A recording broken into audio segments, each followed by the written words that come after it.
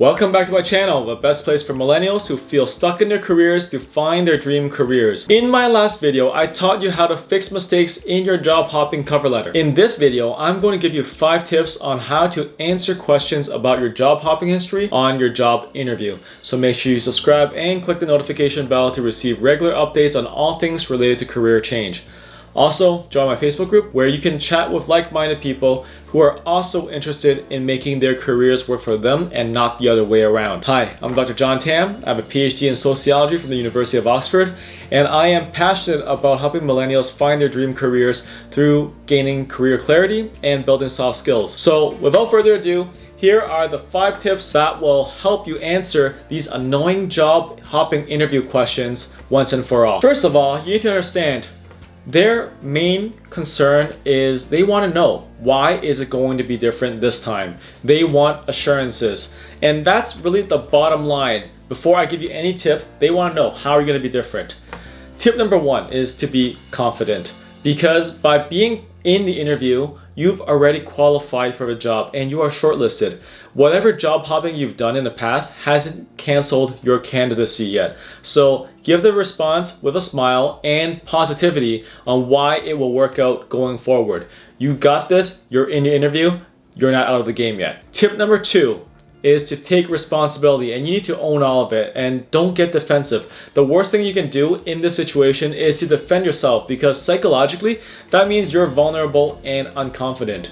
You're not sure about yourself and you're trying to cover something up, and it's just in plain sight on your resume anyways. So if you try to cover anything up and it's already written there and they've already analyzed it and read it, then it just looks bad, right? So own up to it, be confident, you've got this. Tip number 3 is to address all of the problems all at once. So just like the cover letter video, which I'll put in the cards above, just bundle it all up and tackle it as one issue. They don't really need to know your whole life story. They only need to be assured that it's gonna be fine and that you're not gonna hop to something else once you get on their payroll. And essentially, if you're able to frame it all together in one bundle, then that'll be good. So for example, you can explain that in those years that I was job hopping, my main concern was gaining as much experience as possible because that's what my mentor taught me. And so you could frame it in a way that I decided to hop onto different opportunities because there were a lot of skill development that was available and there were a lot of projects that I was able to hop onto, and therefore that's why you decide to make those hops.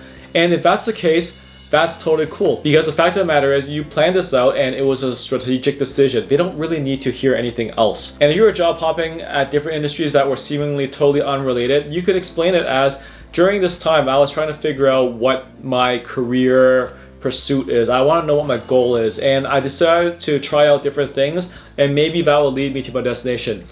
Now, having tried and done all this job hopping, I've now decided that this job position at your company is the best fit for me, and I am intending to stay here in the long run, and therefore that's why we're in this interview. And by framing it this way, it's like, oh, okay, so you were trying to figure it out and this is now in the past. It's one single issue, and it's not like 10 million issues where like, I had family problems, there were financial problems, I was going through a bad breakup, I was going through health problems. You don't need to explain any of that. Just bundle it up neatly into one single issue, address it straight on, and move on. And even if it isn't one single issue, you don't need to dwell on the fact that it isn't. They don't need your life story, they just need assurances that it's not going to happen to them and that job hopping behavior is a thing of the past. After all, if they're going to make a hire of 50 to 70K and replacing you will cost approximately 20% of that if you decide to hop, they have the right to know. For example, if you had trouble setting boundaries in the past and you feel bullied in the workplace, you need to tell them that in the past, the failure to set boundaries burnt you out and you left the job as a result. You've done some internal work by learning the soft skills on how to set boundaries at work, and now you're ready for working at their company. And I have a video on this, on how to set stronger boundaries or how to say no to your boss, and I'll put them in the cards above. And essentially, it could be a very simple issue as this, which you can address and then move on. Don't dwell on it for too long. And this is exactly why you should right now click the subscribe button and click the notification bell so that you can get regular updates on how to bring positive change to your career. Now, are you able to batch all the job hopping as one issue? Let me know in the comments below. Tip number 4 is, once again, the KISS rule. Keep it simple, smarty, right? Because what you want to do is you want to provide a brief explanation and don't allow the conversation to linger there. don't dwell on it, don't drag it out. The more you drag it out, the more conspicuous it is. So just move on. Tip number 5 is to focus on the skills that you have for the job. If you wrote that functional or hybrid resume, as I said in my previous video on writing resumes, and I'll put it in the cards above, then essentially you want to go back and refer to that. Highlight all the skills that you have and make it undeniable that you are a fit candidate for a job. Once again, when you're talking about skills, you need to focus on hard skills and soft skills. So definitely check out the video, which I'll put in the cards above, which is about hard skills and soft skills. And if you recently made some changes in your career, you may also want to refer to that. So check out this video that I have up there about career change mindset and how you can focus on talking about the skills that you have rather than the title of the job. Because at the end of the day, the title is something that the current job market is moving away from. And the fact of the matter is the future of work is going to be more about skills, and titles can't even keep up with the innovation that's coming out nowadays. So focus on the skills that you have rather than the titles. And that's one major thing that I would recommend anybody who is trying to sort out their career. And so with all that being said, here's a sample answer. You're right. I do have a number of jobs in my work history, and I recently discovered that the reason why I had so many was due to a common theme. I didn't really understand the things that would make me happy at work. So I did some self-reflection and I really thought deeply about what I needed to be doing in order to be satisfied in my working life. And doing this reflection has put me in a much better position as to whether this work opportunity in this company would be a perfect fit for me based on meeting those requirements. And I used to be very bad at matching myself to the work, and now I clearly understand how to measure my work satisfaction.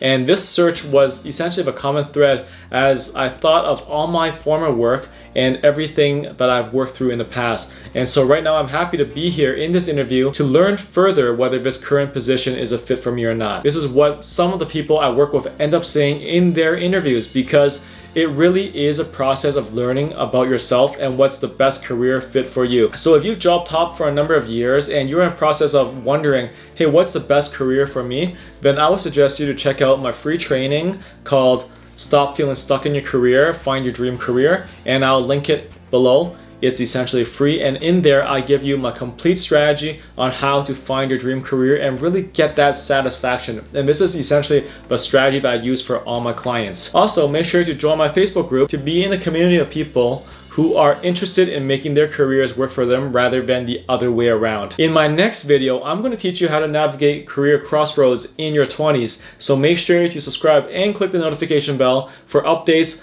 for when it comes out. Also, leave a comment below and let me know your thoughts. Don't forget to give this video a like and share it with your network if you found this to be valuable. Take care.